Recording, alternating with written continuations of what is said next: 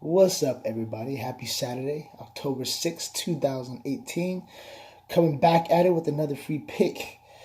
Hopefully, we can win another one for you because we've gone 4-1 in our free picks, 10, 2-2 in all sports runs with our free picks and our leans. So let's make this money. Coming off a 3-0 Friday where we won all of our games, our leans, and our free picks. I want to do that again today. If we can, we go into Sunday. NFL Sunday with some money in our pockets to be able to try to push the envelope a little bit, okay? So with that being said, we're up 1,500 units for the week. I have another 6-unit play for you today. So let's jump right into it, actually. That 6-unit play is going to be on the Houston Astros today at 1 p.m. 1 p.m. Pacific Standard Time. It's 1:37 to be exact Pacific Standard Time. Let's get this money. I like the Houston Astros. I like their hitting. I like their pitching. I like everything about their swag right now. They are trying to get back to that World Series against the Dodgers. I don't think that's going to happen. But with that being said, I like Houston today at minus 152 on the money line. They're going against Carlos Carrasco, who's 13-10. That's not bad with a 3.38 ERA. The guy's pitched quite well all year. His second half of the season, he's pitched better than the first half. He's been all over the place, but he's a solid pitcher. He's going against Garrett Cole for the Houston Astros, who is very consistent. He has a 2.88 ERA, and he's I guess you could say, one of their aces. Which Houston has quite a few. So a very solid pitcher, a good duel, but the difference between the two has been head-to-head. What I mean by that is Carlos Carrasco has pitched 2 games, 13.1 innings this year against the Houston Astros.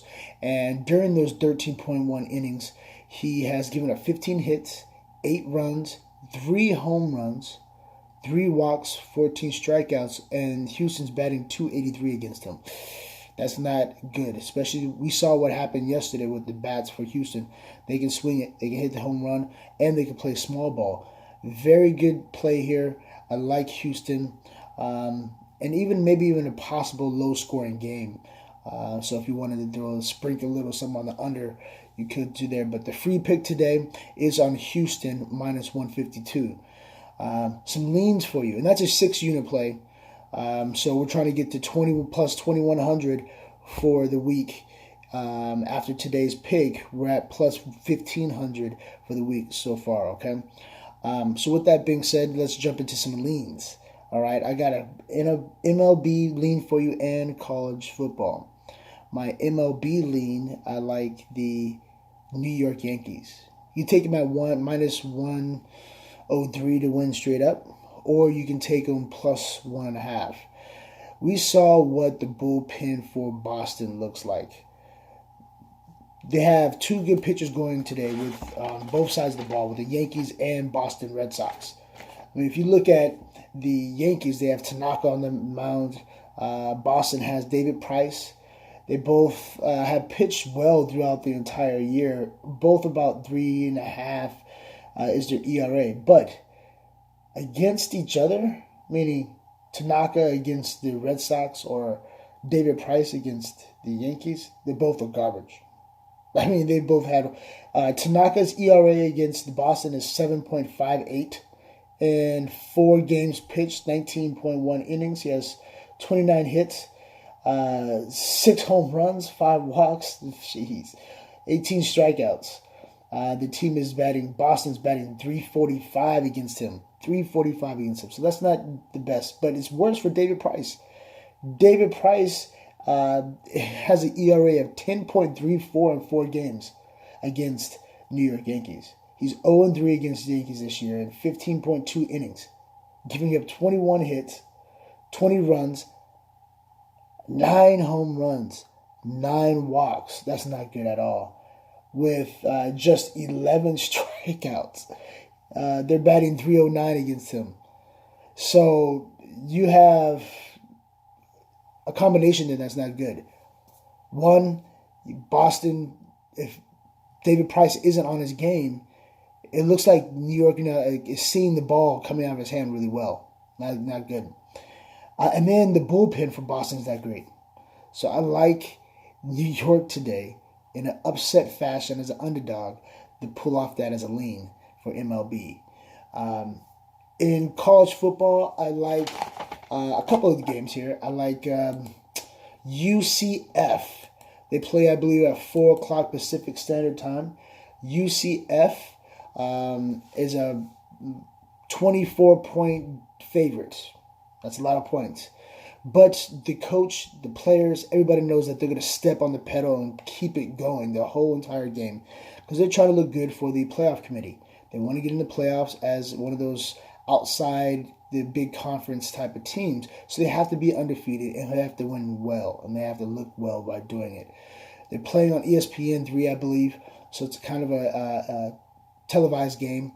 Look for them to push the envelope and not stop scoring until that whistle stops in the fourth quarter. So I like UCF.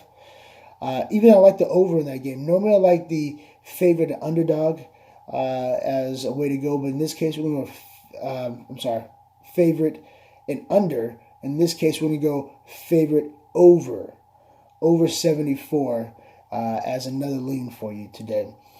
And Wisconsin is my other lean. This one it thrown me off a little bit. I've seen the actual line move and go from 22.5 when it opened up all the way down to 17. That doesn't make sense because Wisconsin is a much better team defensively and in the trenches where it really counts on the defensive line and the offensive line than Nebraska. Nebraska is in shambles. I watched them play against Michigan. I watched them play a few times this year. They just don't look in sync, and that's because Scott Frost, the coach, hasn't got his players in there yet. He's taken over from the last coach and just trying to do what he can with the personnel that he has. It's not his system. It's the team is trying to learn for that, so it's not really all cohesive, no chemistry yet there. So I don't know why this is a 17.5 spread. This could be a trap. Just like that Houston game when Houston was earlier this week, when Houston's a much better team than Tulsa. But with some help from the referees, the offensive coordinator putting the team in really bad situations to keep the game close for the other team. You got to remember, this is a business. They get paid, meaning Nebraska or Tulsa, whoever, they get paid to go travel all the way over and have these games. If they're televised, they got pride. And so then, I see that could be happening here in this Wisconsin game. If it doesn't, it's going to be a blowout.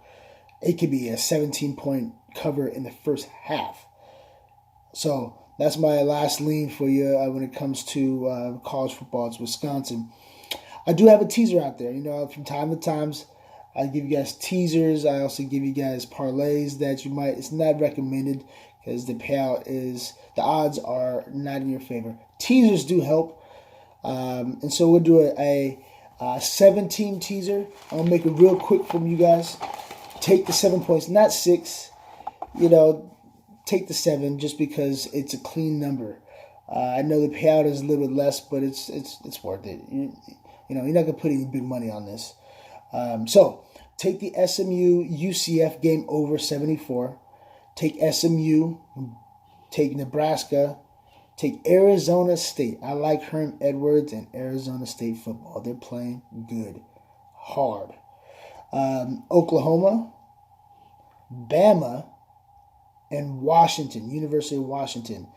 If you tease that all the way down, you can get some better odds, and 7 points on top of some of these huge underdogs helps also. If you don't want to take Bama, you can flip that around and take Arkansas and tease them up to 40-some-odd points. It's a long shot, but again, it's a teaser. It's not meant to make you some good money. But have some fun today. The free pick today is Houston Astros. Go get that. Let's make this money. Let's get it. I hope you have a great day. Talk to you soon. Later.